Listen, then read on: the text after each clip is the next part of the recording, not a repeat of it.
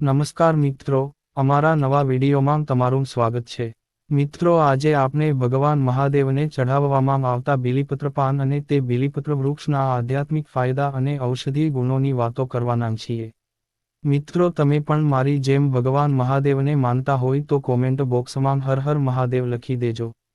જો તમે અમારી ચેનલમાં નવા હોય તો અમારી ચેનલને સબસ્ક્રાઇબ કરજો.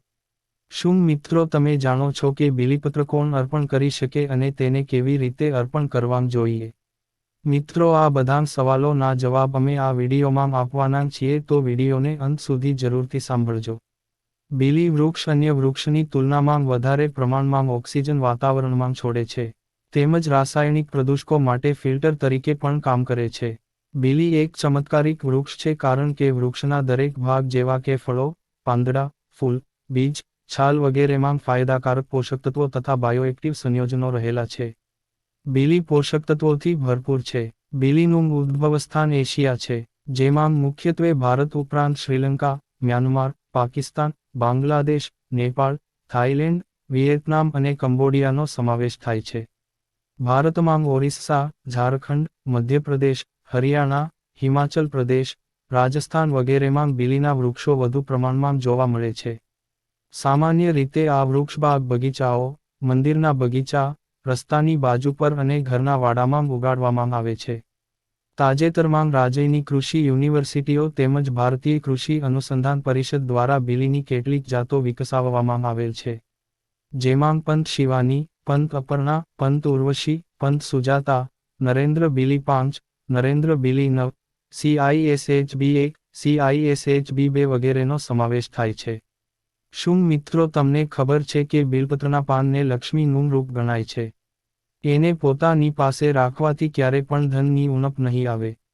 બીલીપત્રનું ચમત્કારી ઝાડ દરેક મનોકામના પૂરી કરે છે. એટલું જ પાનને ગંગાજળથી ધોઈને બજરંગબલીને અર્પિત કરવાથી તીર્થોનો લાભ અને ફળ મળે છે. બીલીપત્રની મૂળ સફેદ દોરામાં પરોવીને રવિવારે પગમાં પહેરવાથી રક્તચાપ, ક્રોધ અને અસાધ્ય રોગોમાંથી છુટકારો મળશે. બીલીપત્રને શ્રી વૃક્ષ પણ કહેવાય છે. બીલીપત્રના પૂજન પાનથી દરિદ્રતાનો અંત લાવીને વૈભવશાળી બની શકાય છે. ઘરમાં બીલીપત્ર લગાવવાથી દેવી મહાલક્ષ્મી ખૂબ પ્રસન્ન થાય છે, અને તે સ્થળ તીર્થ સમાન ગણાય છે. બીલીપત્ર ભગવાન શિવને ખૂબ પ્રિય છે. કહેવાય છે કે શિવને બીલીપત્ર ચઢાવવાથી લક્ષ્મીની પ્રાપ્તિ થાય છે. બીલીપત્રના પાનની એ વિશેષતા છે કે આ ત્રણના સમૂહમાં જ મળે છે. બીલીપત્રને મહાદેવના રૂપ ગણાય છે. એવી માન્યતા છે કે બીલીના ઝાડમાં મહાદેવનો વાસ હોય છે. સ્વયં શિવ સ્વરૂપ છે, આથી ઝાડના મૂળમાં મહાદેવની પૂજા કરાય છે. એટલું જ નહીં પરંતુ બીલીપત્રના ઝાડને સિંચવા માત્રથી તીર્થોનું ફળ મળે છે. પણ બીલીપત્રને ગમે ત્યારે તોડી શકાતા નથી તે પણ ધ્યાન રાખવું. શિવ ઉપાસનાનો મુખ્ય દિવસ મતલબ સોમવારે બીલીપત્ર તોડવું જોઈએ નહીં. ચતુર્થી, અષ્ટમી, નવમી, ચતુર્દશી અને અમાસને દિવસે બીલપત્ર તોડવું નહીં. કોઈ માસની સંક્રાંતિના દિવસે પણ બીલપત્ર ન તોડવા જોઈએ. જો આ તિથિઓમાં શિવપૂજામાં બીલપત્રની જરૂર હોય તો એ માટે એક નિયમ છે કે તમે શિવપૂજામાં ઉપયોગ કરેલ બીલપત્રને ફરીથી ધોઈને શિવને અર્પિત કરી શકો છો. બીલી વૃક્ષ સર્વ વૃક્ષોમાં શ્રેષ્ઠ ગણાય છે, કારણ કે તે શિવજીની પૂજાનું માધ્યમ છે. આ વૃક્ષના મૂળમાં વૈશ્વિક વાસ્તવિક ભાવ છે, મધ્યમાં સુખ છે, અને તેની ટોચ પર શિવજી છે, જે મંગલ સ્વરૂપે ત્યાં વિરાજે છે. તેના ત્રિદલમાં વેદોનો નિર્દેશ છે. તેમાં ઉચ્ચતર જ્ઞાનભંડાર છે. થડને વિશે વેદાંતના અર્કની અભિવ્યક્તિ છે. બીલીપત્ર શિવલિંગ ઉપર ચડાવવામાં આવે છે. બીલી વૃક્ષના મૂળમાં શિવજીનો વાસ છે માટે તેના ક્યારાને જળથી ભરપૂર રાખવો જોઈએ. બીલી વૃક્ષનું સાધકે પૂજન કરવું જોઈએ અને દીપ પ્રગટાવવો જોઈએ કે બીલી વૃક્ષ તે સ્વયં સદાશિવ સ્વરૂપ છે. બીલીની ઉત્પત્તિની વિવિધ કથાઓ ઉપલબ્ધ છે. બીલીપત્રના વૃક્ષનો મહિમા અપરંપાર છે. એક માન્યતા એવી પ્રવર્તે છે કે બીલપત્રના વૃક્ષની ઉત્પત્તિ મહાલક્ષ્મીની તપશ્ચર્યાના પરિણામરૂપ છે. તેના ફળથી આધ્યાત્મિક અજ્ઞાનતા દૂર થાય છે. બીલીના ફળની વિશિષ્ટતા એ છે કે તેના પર કળી કે ફૂલ બેસતા નથી પણ સીધાં જ ફળ બેસે છે. કહેવાય છે કે લક્ષ્મીજીનો વાસ બીલીપત્રના વૃક્ષની કુંજોમાં છે. બીલીપત્રના 3 પાંદડા 3 અંગોનું સૂચન કરે છે. તે સૂર્ય, ચંદ્ર અને અગ્નિ સ્વરૂપ શિવજીના 3 નેત્રો છે. તદુપરાંત તે શિવજીના ત્રિશૂળનો પણ નિર્દેશ કરે છે. બીલીપત્ર કોણ અર્પણ કરી શકે? કેવી રીતે અર્પણ કરવા જોઈએ? તો જેઓ બીલીપત્રના વૃક્ષનું જતન કરતા હોય તેની માવજત કરતા હોય તે વ્યક્તિ બીલીપત્ર અર્પણ કરી શકે છે. બીલીપત્રના વૃક્ષને કાપ્યા બાદ માથે ભારો મૂકીને લાવેલ પાન અર્પણ કરી શકાતા નથી. ખંડિત થયેલ, તૂટેલ, કાણાવાળા પત્ર અર્પણ કરવા નહીં. ફક્ત 3 પાન હોય તેવા જ બીલીપત્રને અર્પણ કરી શકાય છે. 5 પાન કે 7 પાનનું બીલીપત્ર ઘણું દુર્લભ છે અને તે અતિ મહત્વ ધરાવનાર છે. 5 કે 7 પાનનું બીલીપત્ર શિવજીને અર્પણ કર્યા બાદ તે લઈને ફ્રેમમાં સરસ મઢાવીને ગૃહમાં સ્થાપના કરવાથી ઉપરી કોઈ વાયવ્ય શક્તિ ગૃહમાં પ્રવેશ કરી શકતી નથી. બીલીપત્રના વૃક્ષની નીચે નિત્ય 1 લોટો જળ અર્પણ કરી દીવો કરવાથી સ્વયં શિવપૂજાનું ફળ મળે છે. બીલીના પાન, ફળ, છાલ તેમજ મૂળમાં વિવિધ ઉપયોગી રસાયણો જેવા કે આલ્કલોઇડ, કુમેરીન, સ્ટીરોઇડ, થાયામીન, રિબોફ્લેવિન તથા વિટામિનો પણ સારા પ્રમાણમાં રહેલા છે. બીલી ફળ અંડાકાર અથવા ગોળાકાર આકારનું હોય છે અને તેનું કદ 5-25 સેન્ટીમીટર જેટલું હોય છે. ફળમાં સખત અને લાકડા જેવો બાહ્ય ભાગ હોય છે અને અંદર એક મીઠો, ઘટ્ટ અને સુગંધિત માવો હોય છે. માવાનો રંગ તેજસ્વી નારંગી જેવો પીળો હોય છે, જે કુદરતી એન્ટીઓક્સિડન્ટ અને બાયોએક્ટિવ સંયોજનોનો પ્રાકૃતિક સ્ત્રોત માનવામાં આવે છે. હૃદય અને મગજ માટે ઔષધિ તરીકે ઉપયોગમાં લઈ શકાય છે. બીલીના ફળો પાચન ક્રિયાને પ્રોત્સાહન આપે છે, તેમજ આંતરડાના ચેપમાં લાભદાયી છે. મરડો, અતિસાર, અલ્સર અને પાઇલ્સમાં દવા તરીકે પણ ઉપયોગી છે.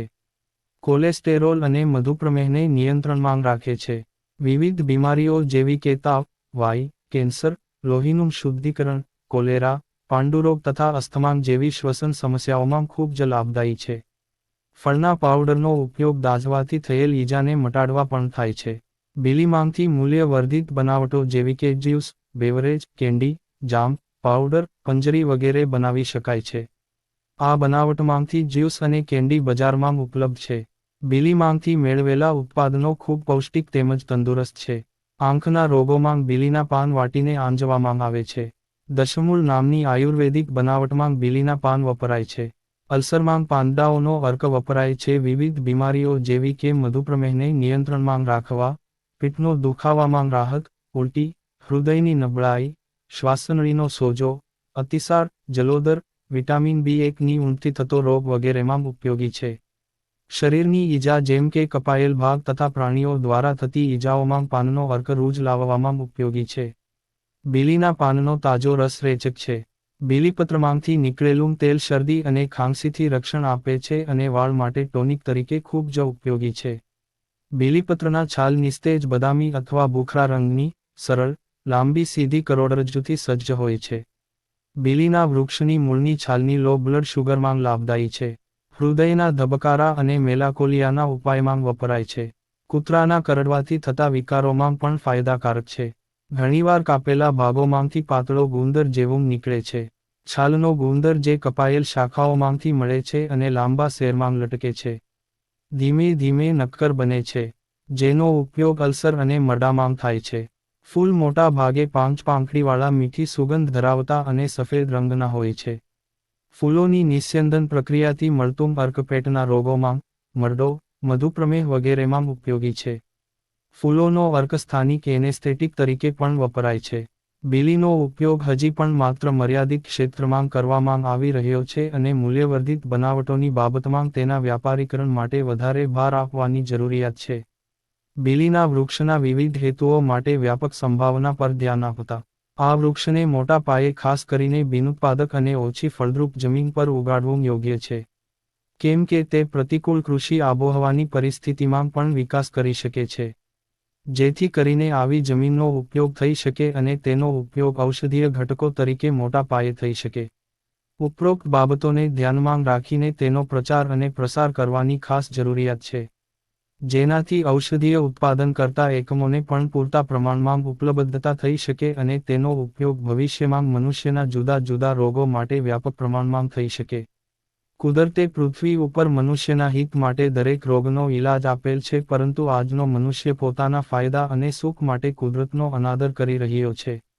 વૃક્ષો વાવી અને એનું જતન કરી આપની આવનારી પેઢીને બચાવીએ. મિત્રો ઉપર આપેલી તમામ માહિતી લોકવાયકા પ્રમાણે આપવાના પ્રયાસ અમે કર્યો છે.